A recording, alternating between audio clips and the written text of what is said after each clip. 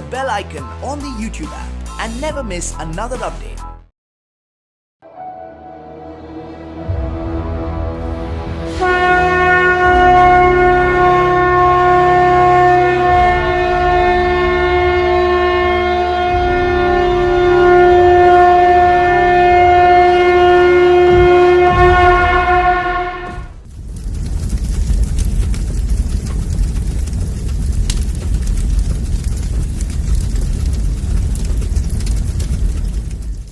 राह संघर्षों की जो चलता है वो ही दुनिया बदलता है। जूझता है जो अंधियारी रातों से, अक्सर सूरज बनकर वो ही चमकता है। जी हाँ, इतिहास गवाह है, जब जब सच्चाई के लिए संघर्ष हुआ है तब तब वो संघर्ष बड़ा परिवर्तन लेकर आया है। संघर्ष नानक जी ने किया, संघर्ष ईसा मसीह जी ने किया, संघर्ष महापुरुष करते आए हैं और परिवर्तन भी होते आए हैं। ऐसा ही एक बहुत बड़े परिवर्तन की आहट आज सुनाई दे रही है संत रामपाल जी के संघर्ष के साथ। जी हाँ, संत रामपाल जी महाराज जो पिछले 24 साल से सच्चाई को उजागर करने के लिए संघर्ष कर रहे हैं। इस संघर्ष की नींव 600 वर्ष पहले कबीर साहिब जी ने रखी थी, जिसको संत रामपाल जी महाराज पूरा करने पर लगे हुए हैं। जितने भी संत आए हैं, लाखों करोड़ों प्राणियों को मिसगाइड करने का दोष इन पर इतना गिर जाएगा कि कई लाखों वर्ष ये नरक में डाल दिए जाएंगे। आज ये अंडी पाके फिरे हैं, आज ये किसी की नहीं सुनते क्योंकि इनकी पिछले पुण्य चल रहे हैं और लाखों करोड़ों व्यक्ति इनको प्रणाम करने वाले श्रद्धालु हैं और ना जाने कितना दान का वो आनंद ले रहे हैं। इस दास ने 20 वर्ष हो गए, पहले तो आदेश नहीं था गुरुजी का किसी को नाम देने का। पहले वैसे दास प्रचार किया करता था, अपने गुरुजी के पास ले जाकर नाम जलाया करता था। और सन 1994 से आज तक 16 वर्ष हो गए जो दास ने मजदूरी की है। गला मेरा खराब हो गया, शरीर भी कोई विशेष रहा नहीं क्योंकि दिन रात मेहनत परिश्रम करने से कभी आहार किया कभी ना किया, और अभी तक ये चल रहा है। इतनी मेहनत करके इस परमात्मा की इस यथार्थ ज्ञान को, सत्य भक्ति को अब थोड़ा सा प्रभु की कृपा से उभारा है। दिन रात के परिश्रम से ये मुश्किल से ऊपर आ पाई है। पहले 3-3 टाइम सत्संग करता था यह दास, 3-3 घंटे 2.5 घंटे, एक दिन में 7 दिन का सत्संग करता था। और फिर संगत से मिलना, अब भी 4-4 घंटे 5-5 घंटे रोजाना सत्संग, फिर आप जी से परमात्मा के बच्चों से मिलना और फिर परमात्मा की सदग्रंथों से वो ज्ञान निकाल करके पुस्तक बनाना, यानी अब तक के परिश्रम जारी है। और वो क्या करते हैं, 1 घंटा जो ये दास 10 मिनट में सत्संग करता है, इतना वो 1 घंटे में बड़े आनंद ले लेगा बोलेंगे। फिर उसके मुंह का नहीं देखेंगे श्रद्धालु, सतगुरु आगे क्या बोलेंगे। सतगुरुओं के पास के में है नहीं बोलना कि वह घिसी पिटी बातें 1 घंटे में 45 मिनट में कह कर अपना चलते बने, क्योंकि उन्होंने अज्ञान पहले परिपूर्ण कर रखा है। उस अज्ञान को ही इधर उधर से सुनाते रहते हैं। और इस दास ने वो ज्ञान सुनाना है जो सदग्रंथों के अंदर विद्यमान है, जो आपने कभी सुना नहीं। सुनते ही एक बार तो ऐसा स्ट्राइक होता दिमाग में कि झूठ बोल रहा है। फिर वो प्रमाण दिखाना पड़ता है ताकि आप इस सत्य से परिचित हो सको और सत्य को स्वीकार करें। जब महापुरुष पृथ्वी पर होते हैं तो हम उनको पहचान नहीं पाते और उनके विरोधी बन जाते हैं। ये बिल्कुल सच है।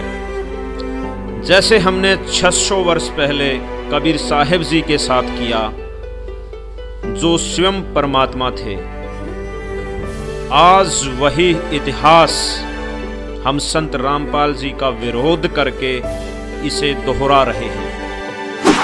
सन 1994 से संत रामपाल जी का संघर्ष शुरू होता है।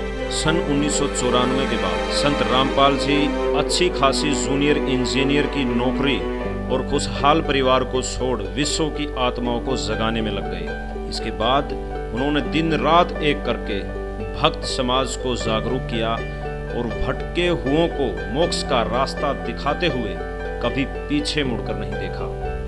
संत रामपाल जी के बारे में भविष्यवाणी करने वाले नानक जी, इंग्लैंड के ज्योतिषी कीरो, भविष्यवक्ता वेजी लैटिन, अमेरिका की जीन डिक्सन, अमेरिका के एंडरसन, हॉलैंड के गरार्ड कराइसे, अमेरिका के चार्ल्स क्लार्क, हंगरी की बोरिस्का, फ्रांस के डॉक्टर जुलवर्न, नास्त्रेदामस, इजराइल के प्रोफेसर हरार, अमेरिका की महिला भविष्यवक्ता फ्लोरेंस और जय गुरुदेव आदि ने जिस महापुरुष के बारे में भविष्यवाणियां की हैं वो महापुरुष संत रामपाल जी हैं। संत रामपाल जी ने धार्मिक पाखंडवाद को मिटाने का बीड़ा उठाया और सत भक्ति का प्रचार प्रसार शुरू किया। स्वामी रामदेवानंद जी महाराज ने 1994 को संत रामपाल जी महाराज को नाम दीक्षा देने की आज्ञा दी। सन 1994 से लगभग 6 साल तक संत रामपाल जी ने घर घर जाकर सत्संग किए और जनता को बताया कि आपको नकली धर्म गुरुओं द्वारा भ्रमित किया जा रहा है, आपको भक्ति के नाम पर लूटा जा रहा है। उन्होंने बताया कि आप अपने वेदों और ग्रंथों को खोल कर देखो, उनमें खजाना छुपा हुआ है। सदग्रंथ क्या बता रहे हैं और हमारे मुल्ला, काजी, पंडित क्या बता रहे हैं। संत जी ने सदग्रंथों और प्रमाणित संतों की वाणियों से सिद्ध किया कि कबीर साहिब जी ही परमात्मा हैं, जो सतलोक में रहते हैं और समय समय पर पृथ्वी पर आकर अपनी आत्माओं को चेताते रहते हैं।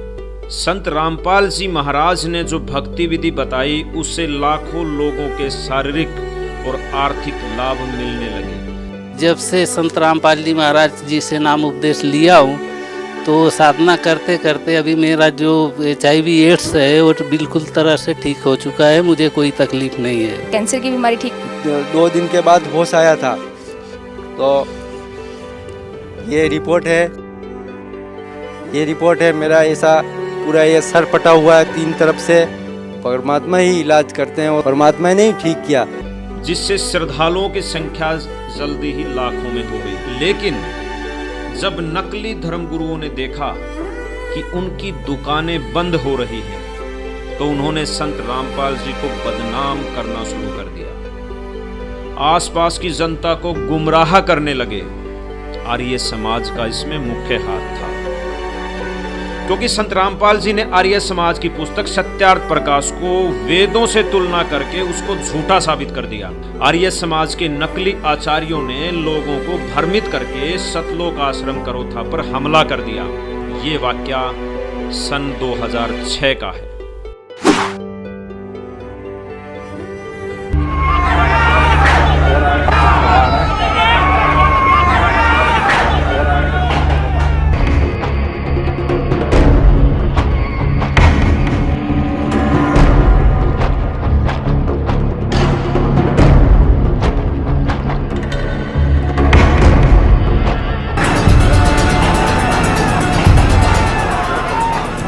अब आपको दिखाते हैं किस तरह से सतलोक आश्रम पर कब्जा किया है और पुलिस मूक दर्शक बनकर अभी भी देख रही है।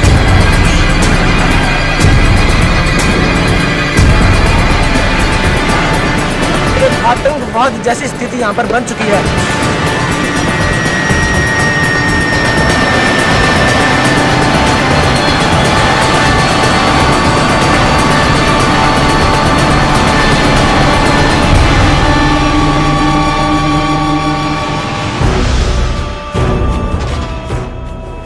इस संत के ज्ञान का उत्तर ज्ञान से न देकर लाठी व बंदूकों से दिया गया।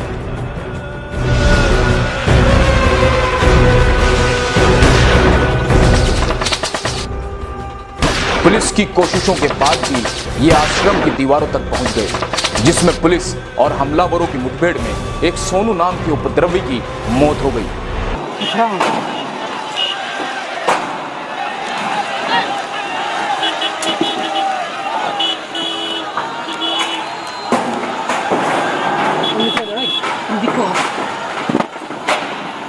मेरा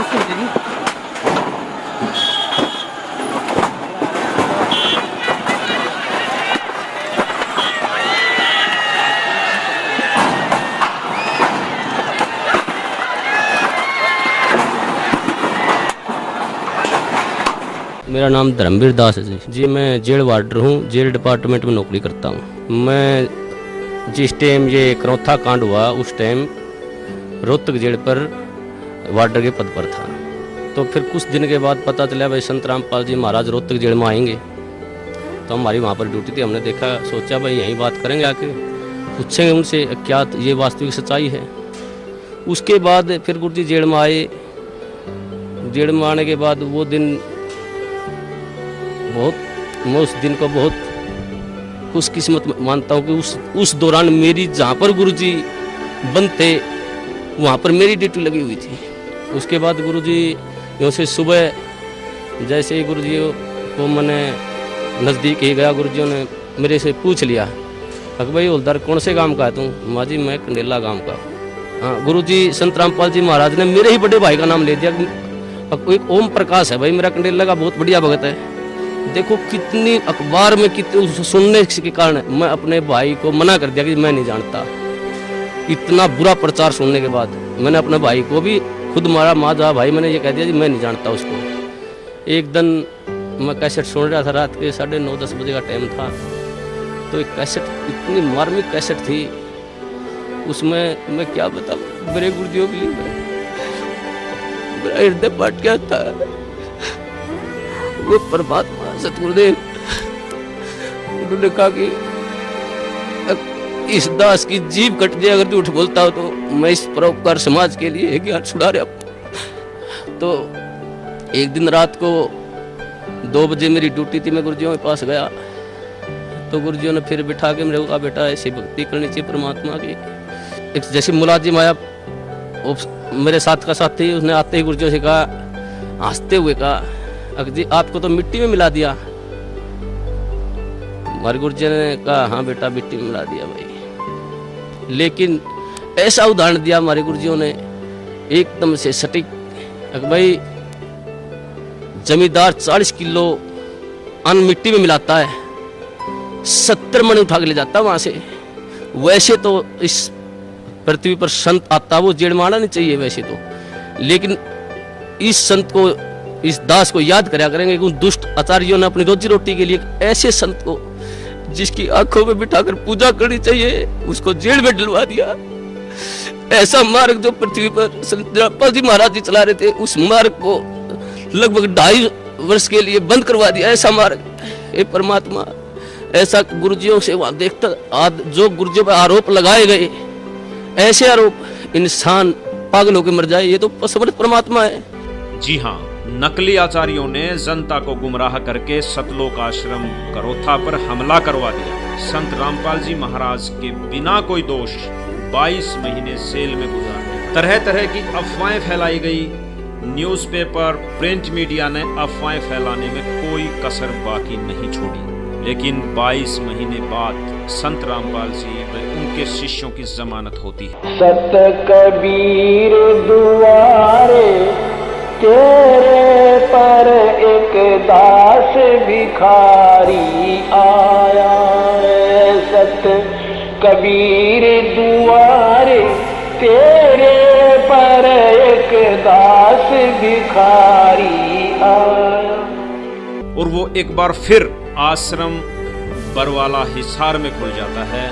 फिर श्रद्धालु देशों विदेशों से आना शुरू हो जाते हैं। लेकिन विरोधी लोग जिनकी दुकानें बंद हो रही थी उनको यह रास नहीं आ रहा था। वो 2 FIR जो उसी के प्रशासन में दर्ज है उसमें लिखा गया कि ये सामान आश्रम करौथा का लूटा गया और बाद में उन अपराधियों का पता नहीं लगा, वो अनट्रेस्ड हो गई। ये सरकार की चाल होती है।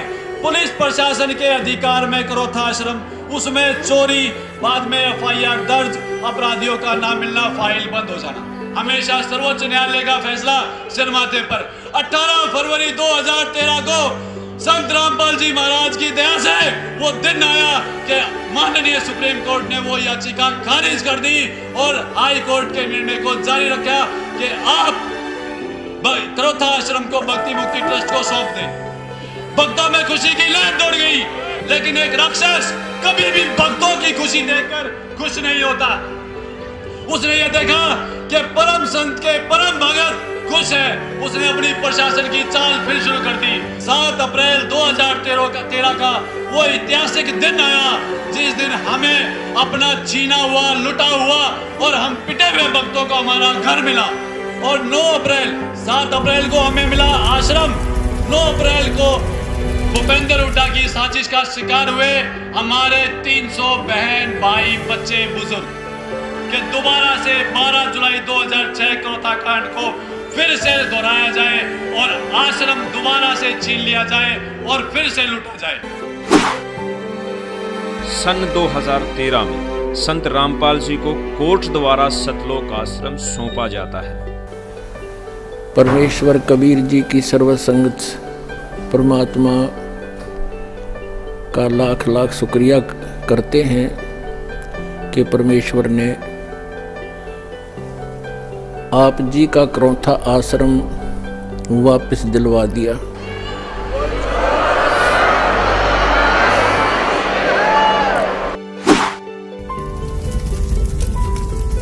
एक बार फिर सतलोक आश्रम पर उन्हीं उपद्रवियों द्वारा हमला किया जाता है। पुलिस और उपद्रवियों की झड़प होती है। एक बार फिर वही चीजें दोहराई जाती हैं जो 2006 में दोहराई गई थी। संत रामपाल जी पर फिर झूठा मुकदमा बनाया जाता है, जबकि संत रामपाल जी तो करोथा में थे ही नहीं। वे तो वहां से लगभग 150 किलोमीटर दूर बरवाला आश्रम में सत्संग कर रहे थे। एक बार फिर झूठ का पुलिंदा बनाया जाता है। तत्कालीन सरकार भी विरोधियों का सहयोग करती है, जैसे 2006 में किया गया था। अब और जुल्म पे जुल्म किए जाते हैं।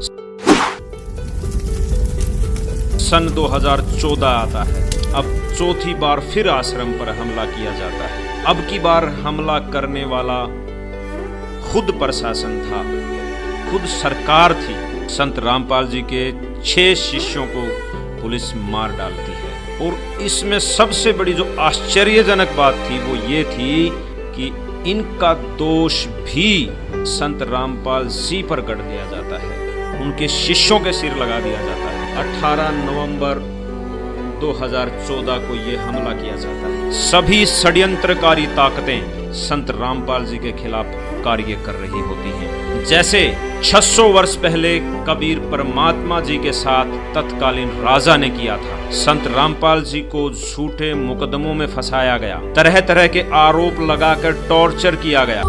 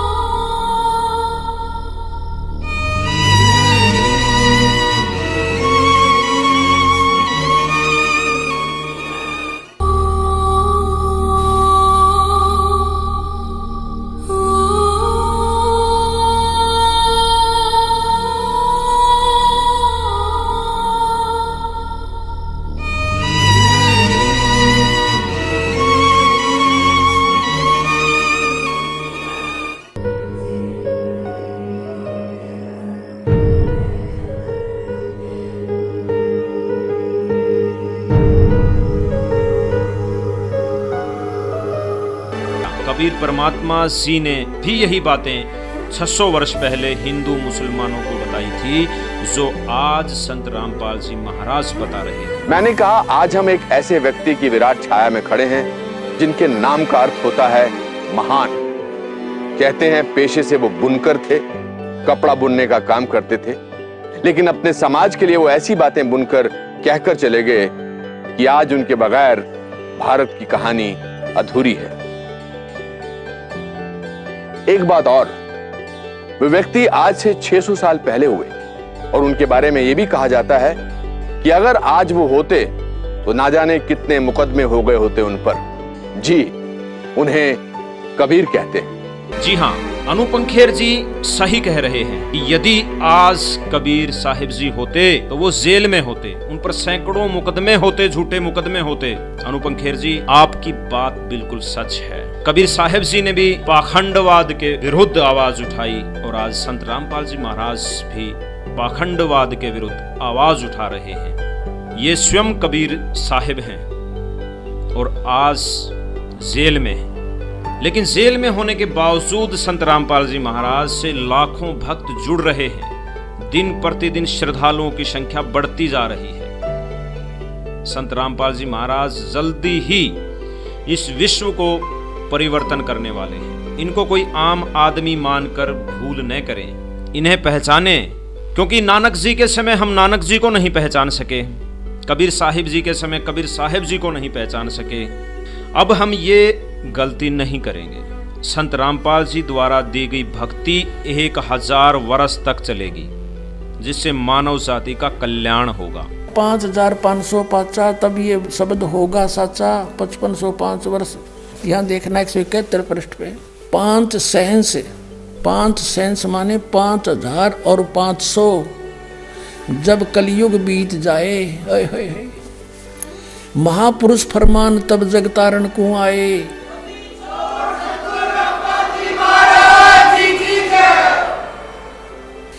ये कहा कि सब ही नारी और नर शुद्ध तब, जब ठीक का दिन आवंत, और कपट चातुरी छोड़ के वो शरण कबीर गहनते।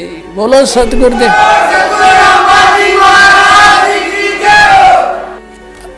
स्पष्ट कर दिया परमात्मा ने कि जब वो ठीक का दिन आ गया, वो ठीक का दिन अब आ चुका पुण्यात्मा, वो ठीक का दिन।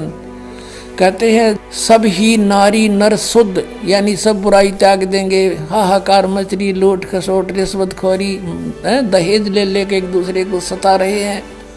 कहते हैं सब ही नारी नर शुद्ध तब जब ठीक का दिन आवंत, यू आवंत है, और कपट चातुरी छोड़ के वो शरण कबीर गहनते। अब क्या बताया है कि एक अनेक हो गए, मेरी प्यारी आत्मा भिन्न भिन्न मजहबों में बट गई। एक अनेक हव गयो और पुनः अनेक हो एक, सब मिलकर फिर एक होएंगे। और हंस चले सतलोक को सब सतनाम की टेक।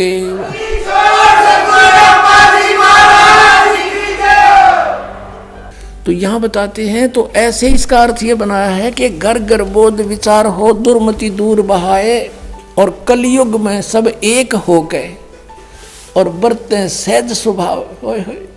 कति प्यार से रहा करेंगे, कोई किसी को दुखी नहीं करेगा, भगवान से डरने वाले हो जाएंगे। अब बगैर ज्ञान के हम ये सबको बदकुमत कर रहे थे, अब हमें ज्ञान हो जाएगा, फिर हम गलती बिल्कुल नहीं करेंगे, कर ही नहीं सकते। चलिए आज जान ही लेते हैं कि संत रामपाल जी क्या गुनाह करते जा रहे हैं। क्या भक्ति मार्ग में फैले पाखंडवाद को मिटाना गुनाह है? क्या दहेज प्रथा को खत्म करना गुनाह है? क्या भ्रूण हत्या को समाप्त करना गुनाह है?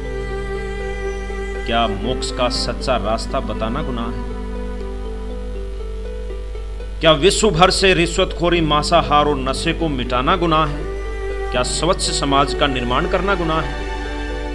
क्या भ्रष्टाचार पर आवाज उठाकर भ्रष्टाचार को मिटाना गुनाह है? या फिर लाखों परिवारों को सच्ची भक्ति देकर सुखी बनाना गुनाह है? अगर ये सब गुनाह हैं तो ये गुनाह होते रहेंगे, क्योंकि एक अच्छे समाज और विश्व कल्याण के लिए ये गुनाह जरूरी हैं। और आप सबसे भी अपील है कि आप भी इन गुनाहों में शामिल हो जाइए, क्योंकि परिवर्तन होने वाला है और दुनिया बदलने वाली है। जय हिंद, जय भारत।